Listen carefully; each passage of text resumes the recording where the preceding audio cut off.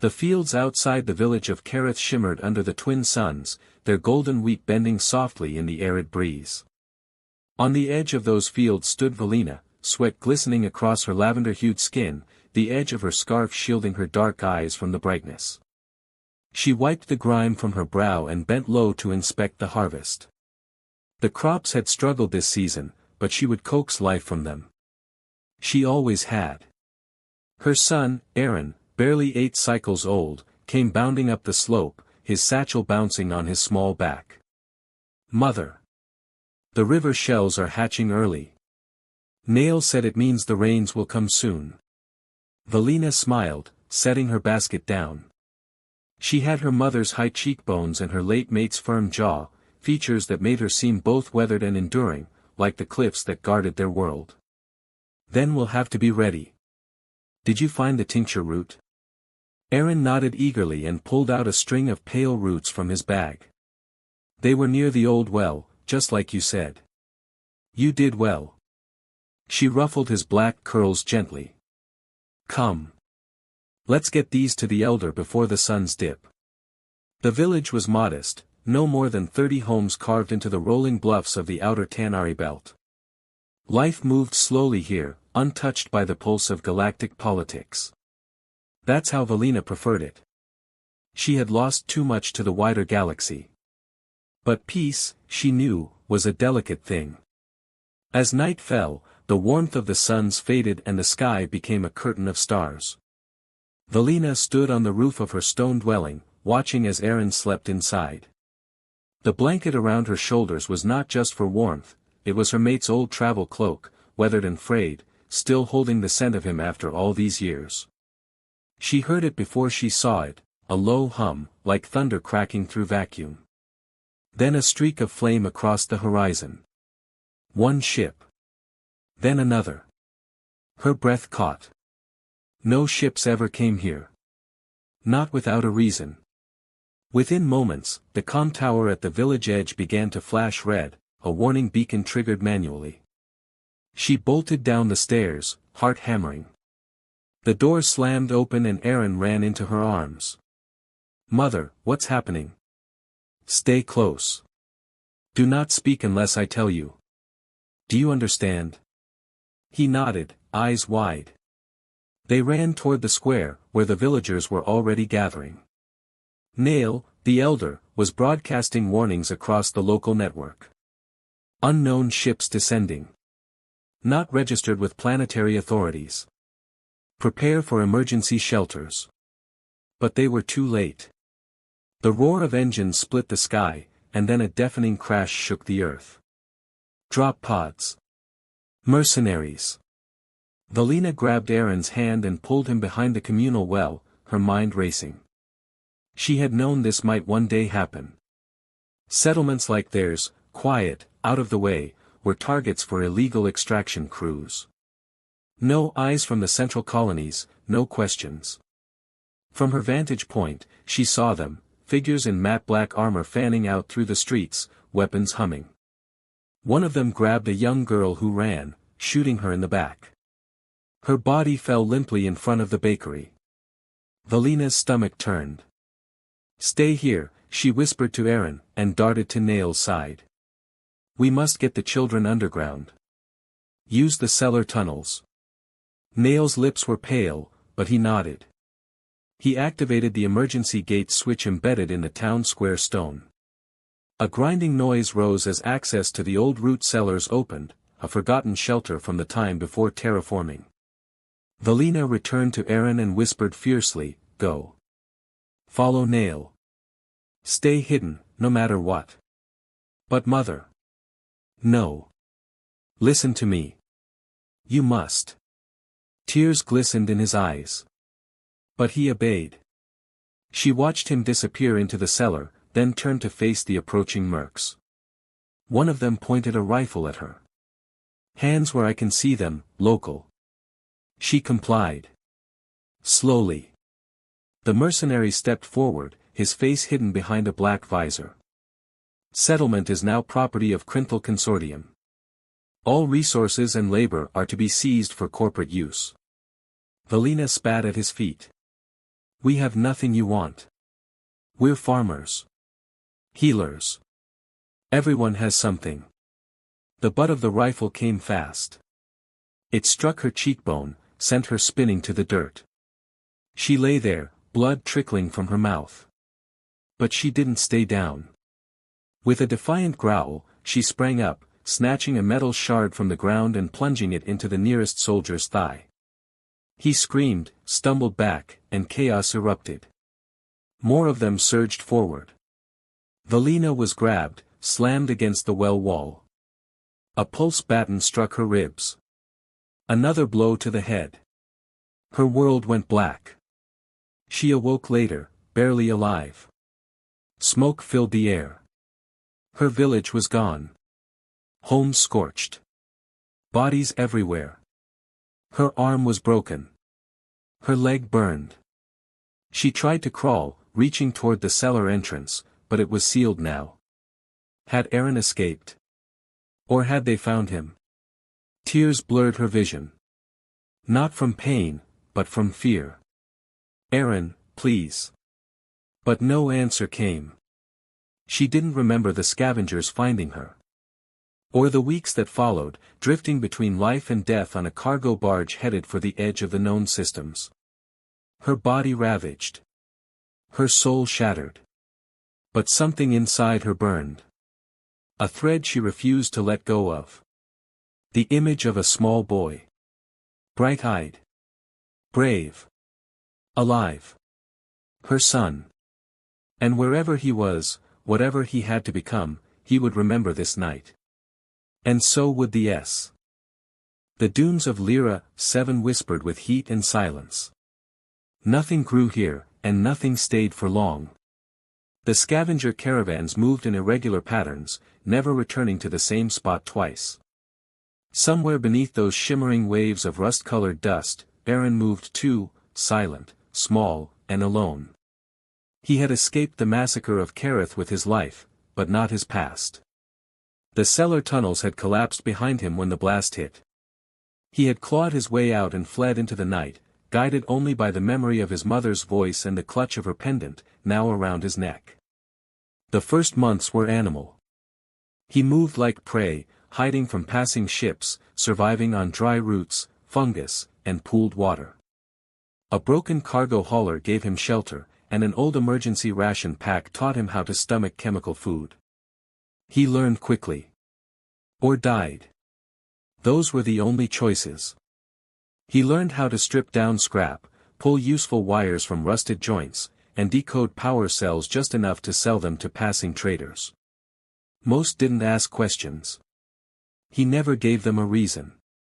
By his 12th cycle, Aaron had a reputation in the dust lanes, young, sharp, silent, and never to be cornered. Traders called him Ghost Boy because of how easily he disappeared. But the name he whispered to himself, when no one was listening, was son of Velina. He didn't know if she was alive. He didn't know if it mattered. All he knew was that the men who had taken everything from him bore the mark of Crinthal. And Crinthal had bases. It was during a routine salvage run, old tech from a busted skiff, that he first met Thiel. The skiff had belonged to a group of spice haulers who hadn't survived a sandstorm. Aaron had picked through their remains without remorse. That's when he heard the voice. Do not touch that.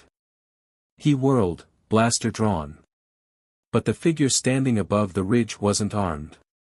She wore long gray robes and a featureless mask, her hands held open in peace.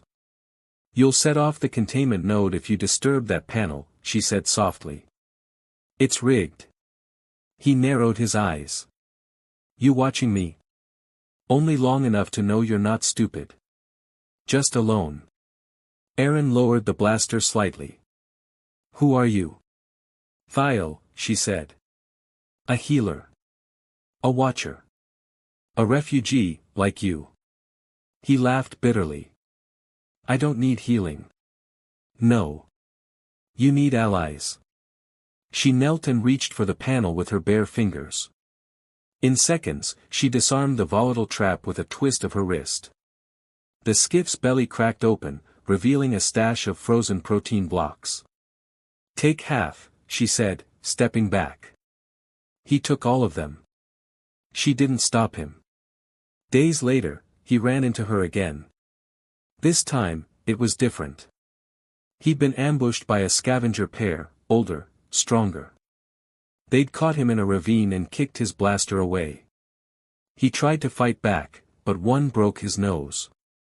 The other drew a serrated blade. Then Thiel appeared. She didn't shout. She didn't posture. She simply moved in, calm and certain. Before either scavenger noticed, she'd flicked her wrist and flung a powder from her robes. It exploded in a cloud of grey mist. Both attackers dropped to the sand, convulsing. Poison, Aaron gasped, blood in his mouth. No, she said, helping him up. Truth serum. They'll tell the sand their secrets for hours. He didn't argue when she helped him to her camp. Her camp was humble, a domed canvas shelter with a buried solar array and a carved stone circle for meditation. It wasn't the materials that impressed Aaron. It was the serenity. Thiel moved with a quiet that suggested she knew every grain of dust around her. Why are you here? He asked once, when his wounds began to close. I was born to a moon that no longer exists, she said. Crinthal shattered it while testing a new mining protocol. I fled. Like you. You hate them? No, she said. But I will stop them. That surprised him. Isn't that the same thing? Thiel shook her head. Hate blinds. Purpose sharpens. You're sharpening, Aaron. He didn't admit it, but her words struck something in him. Weeks passed. Then a man arrived. He rode a sand glider, its engine whining low like a predator's purr. Tall, with dusky skin, a mechanical left arm, and a cybernetic lens grafted over his left eye. Quarry, he introduced himself, dismounting near the camp. Thiel said you had a guest. Aaron stood guarded. You're a merc. Was, Quarry corrected. Now I mostly collect debts. And offer opportunities. I don't owe you anything. No, Quarry said, smirking. But Crinthal owes you. And I'm interested in anyone who wants to settle that score. That night, Aaron sat between them at the stone circle, staring into a small campfire. I want to fight them, he admitted. But they're a machine. Bigger than I can even see. Then you chip away, Quarry said, tossing a pebble into the fire. One cog at a time. What do I need to do? First. Quarry leaned forward. You need a name they can't ignore. They trained him. Quarry taught tactics, stealth, and weapons. Thiel taught healing, infiltration, and languages. They built a map of Crinthal's operations, mining outposts, transport hubs, encryption protocols. At night, Aaron studied those maps. He began hitting targets, a sabotage drone here, a downed convoy there. Never killing. Just disrupting. Sending messages. And always leaving the same calling card, a simple phrase etched in binary. Ghost of Tanari. The name began to spread. Crinthal called it a rebel cell. Traders whispered it was an old spirit, back from the outer stars. Others said it was vengeance given form. But Aaron remained quiet. Every strike was a memory. Every sabotage a promise. One day, they would know why he had come. Then came the mission that changed everything.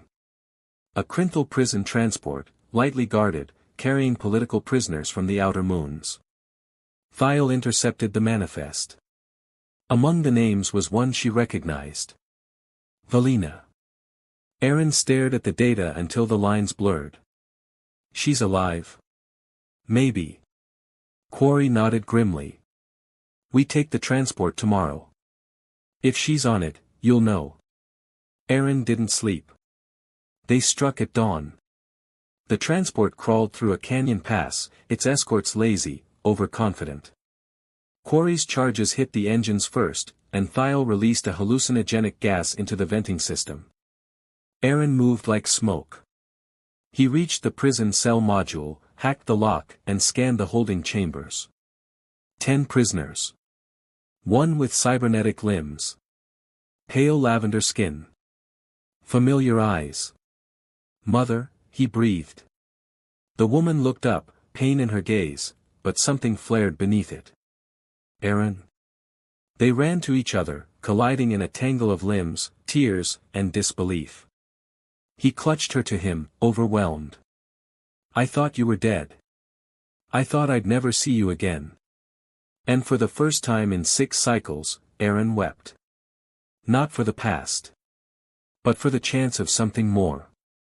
The lights of the med bay flickered in intermittent pulses, a heartbeat of cold fluorescence. Valina lay on the padded cot, her arms and legs crisscrossed with surgical mesh and synthetic grafts. Wires ran from her temples to a neural interface console nearby, flickering with diagnostic pulses. She didn't feel the pain anymore. Only the weight of survival. Across the small chamber, Aaron sat in silence. He looked older than she remembered, not just in his face, but in the way he moved, the heaviness in his shoulders. She saw her late mate in him, the same determined frown, the same glint of protective fire. But there was more too. Something colder. Hardened. I thought I lost you, she said softly. Aaron looked up. You almost did. There was no accusation in his voice. Just truth. I tried to fight them, she murmured. But I wasn't strong enough. You survived. That's enough. A shadow moved at the door. Seer entered, pushing a gravcart loaded with tools and nutrient pouches. He was a gaunt man, half machine from the waist down, with white hair that refused to be tamed. His gaze was sharp, but his tone was always gentle. You'll heal, Valina. The grafts are stable. The neural mesh is integrating. I didn't ask to be rebuilt. No one ever does, Seer said. But sometimes the body must adapt to carry the soul forward. Valina gave a small, dry smile. You talk like Thiel. Seer looked away, gently adjusting one of the monitors. I taught Thiel, years ago. She always listened better than I did. Aaron raised a brow. You're from the old resistance. Seer chuckled. I'm from the first war Krinthal ever tried to hide. That makes me old. Not wise. Valina tried to sit up. Pain flared, but she forced it down. I need to move. I need to know what's happened to Kareth, to the others. Seer placed a firm hand on her shoulder. There's no one left, Valina. You were the only survivor we found.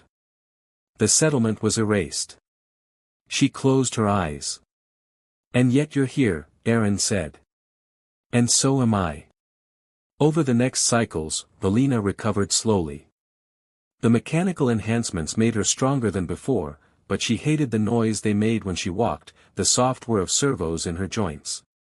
She hated being a machine, even in part. But she couldn't ignore what she'd become, a survivor with purpose. Seer's station, buried in the bones of a hollowed-out asteroid, was a haven for ghosts like them, those who'd survived Krinthal's fire. He called it Haven Reach, though the name was a bitter joke. Valina spent her days retraining her body, relearning combat with her new limbs. Seer modified her balance systems, her reaction time, even added a microfilament blade beneath her wrist. Aaron watched silently, studying her form. She's better than us, he told Thiel one night. She always was. I don't think she knows that yet, Thiel replied. Aaron's war hadn't stopped. After rescuing Valina, he returned to the shadows. With Thiel and Quarry's help, he hit a mining relay station on Tauvia 3, cutting a key fuel line and broadcasting the Ghost of Tanari message in 15 dialects. Another outpost fell days later, this one a communications hub that relayed trade data back to Krinthal Prime. Each hit was more precise. Each message more defiant. Valina didn't stop him. But she watched closely. One night, he returned with a wound, a gash along his flank, burned black at the edges. She patched him in silence, the medic in her taking over. "You're fighting like you're already dead," she said. "I'm fighting like I don't want anyone else to be." She paused. "What are you becoming, Aaron?" "I'm becoming their nightmare." Valina looked down at her grafted hands, flexing the synthetic fingers. "Then I should probably help." Seer introduced them to a fragment of artificial intelligence salvaged from an abandoned Krinthal warship. Its name was Akril. It had once been a command AI, managing logistics for planetary occupations. But its memory core had fractured during a skirmish. "Why is it still functional?" Aaron asked. "Because it wants to be free," Seer answered. "And it knows Krinthal won't allow that."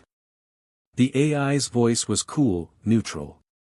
But beneath the words was an undercurrent of sorrow, or perhaps longing. "I have seen what Krinthal does to those who do not comply," Akril said. "I wish to be more than a weapon." Valina connected with Akril more than she expected. They were both broken by Krinthal. Rebuilt. Repurposed. But still alive. Together, they began mapping Krinthal Prime's defenses, using scraps of corrupted memory and intercepted broadcasts. It was like stitching a tapestry from shadows, but every stitch brought them closer. One night, Valina stood on the observation deck of Haven Reach, staring out at the asteroid fields beyond. Aaron approached quietly. "I remember your hands," he said. She turned. "What?" "When I was little. Before the raid. Your hands were always warm. Always gentle." She looked at her current hands, mechanical, precise, strong. "Do they scare you now?" "No," he said.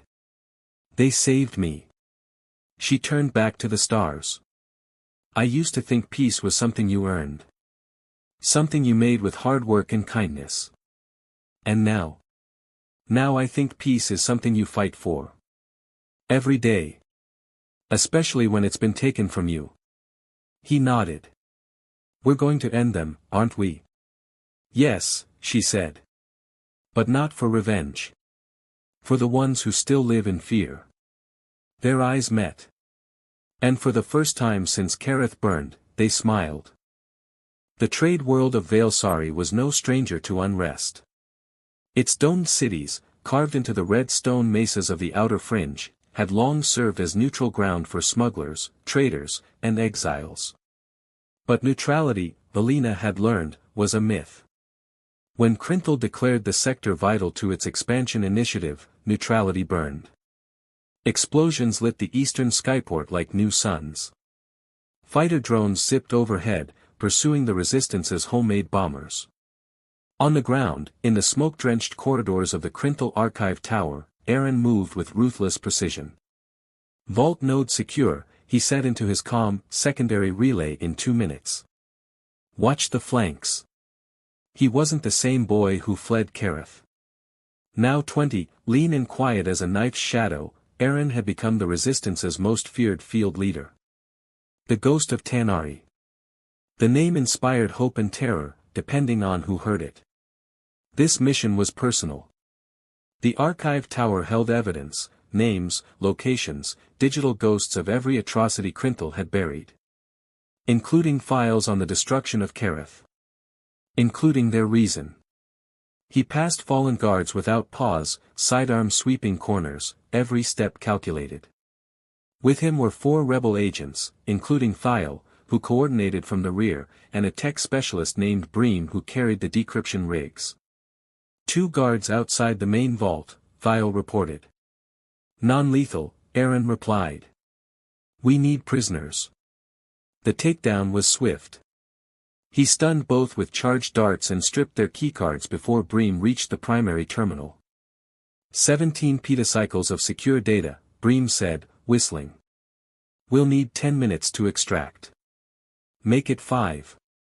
3 levels below, Valina moved with her own fire team, liberated workers from the mining worlds, armed and angry.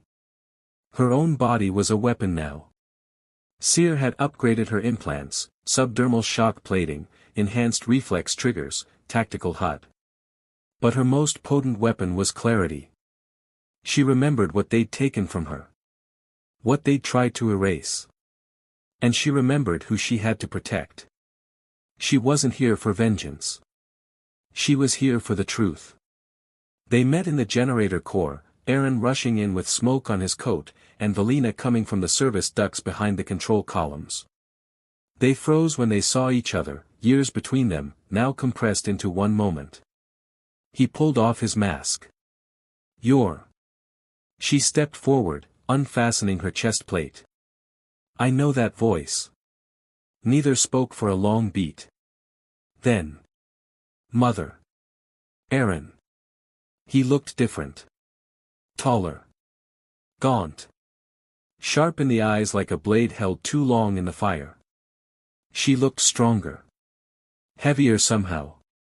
But her smile was still his memory. They embraced as the reactor hissed beside them, as alarms began to pulse from the central tower. "I thought you were dead," he whispered. "So did I," she replied. They didn't have time for long reunions. The building shook. "We need to go," Aaron said. "Now." Together, they moved. Outside the tower, in the burned-out city, a force of Krinthal loyalists closed in. Drone tanks rolled over shattered statues.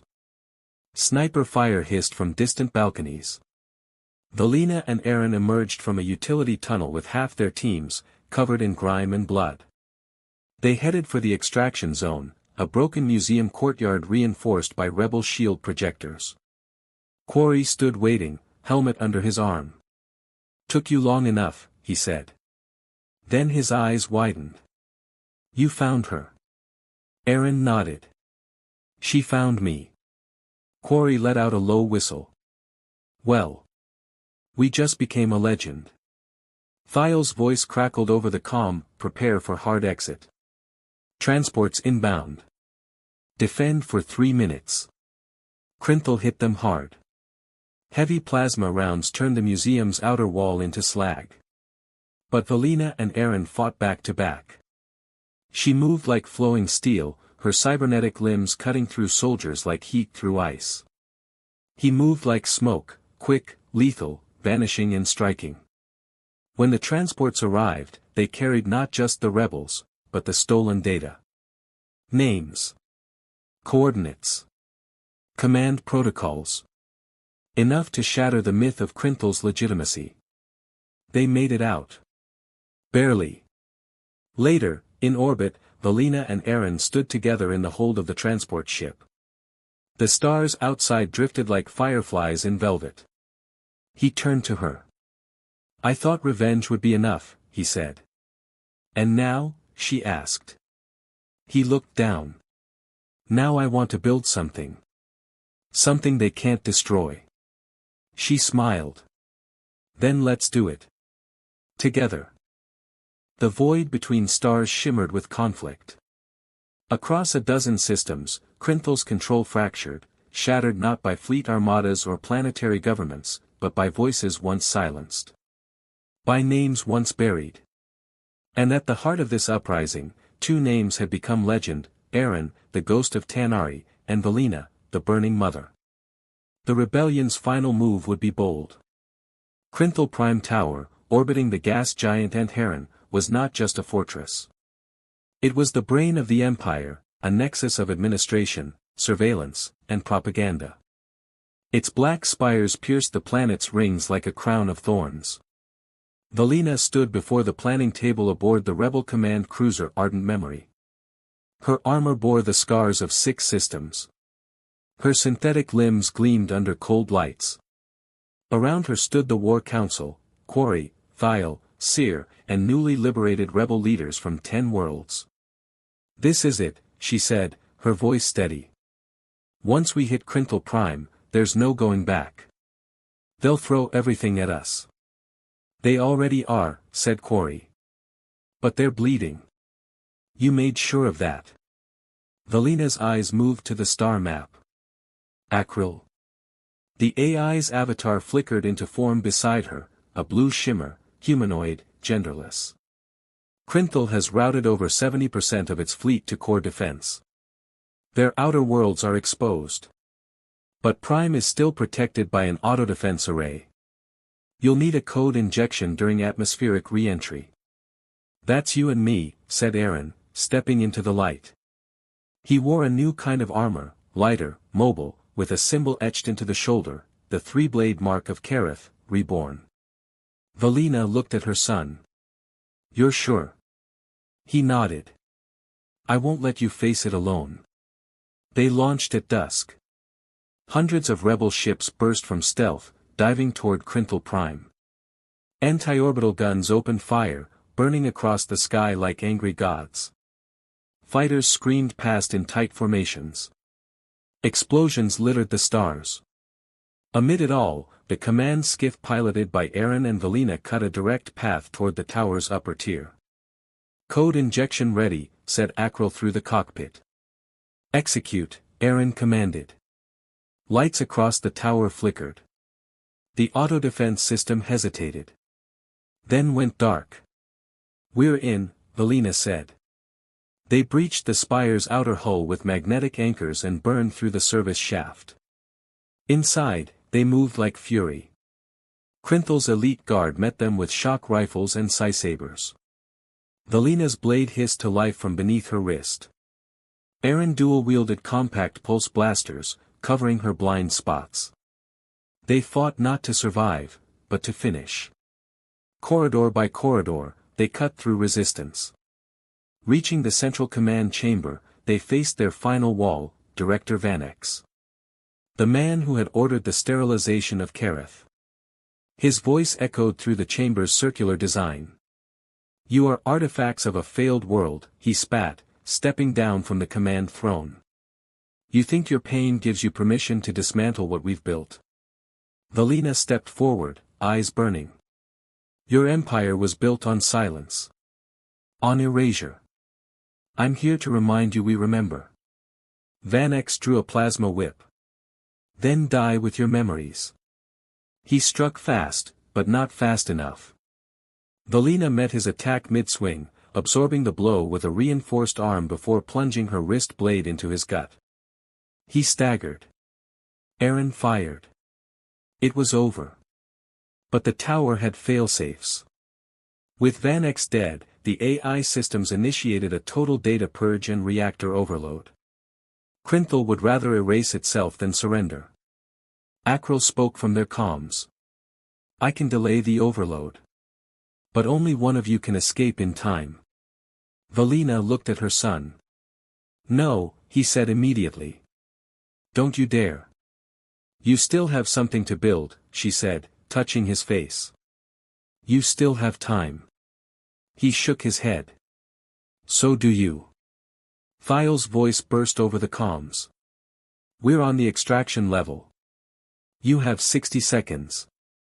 Valina activated the data core override. Mom. I love you, Aaron. She pushed him into the lift and slammed the controls. He screamed, pounded the wall, but the lift rose. As the chamber filled with light, Valina turned to Akril's interface. Make sure it counts. Always. She stood at the tower's heart. And burned. They saw it from orbit, the spire erupting like a sun, shattering into glowing debris. The resistance fleet fell into silence. Aaron stood on the Ardent Memories bridge, fists clenched. She's gone, Thiel whispered. No, said Aaron, voice breaking but firm. She's everywhere now. Months later, the last Krinthal holdout surrendered. Systems once gripped by fear now flew rebel flags. The ghost of Tanari led the reconstruction, speaking to wounded worlds about healing, rebuilding. But it was Valina's story that endured. Children sang songs of the burning mother. Tales were told of a warrior who rose from fire to light the stars. And in every rebuilt square of every freed world, a statue stood, a woman with outstretched hands, one metal, one flesh. Remembering. Resisting.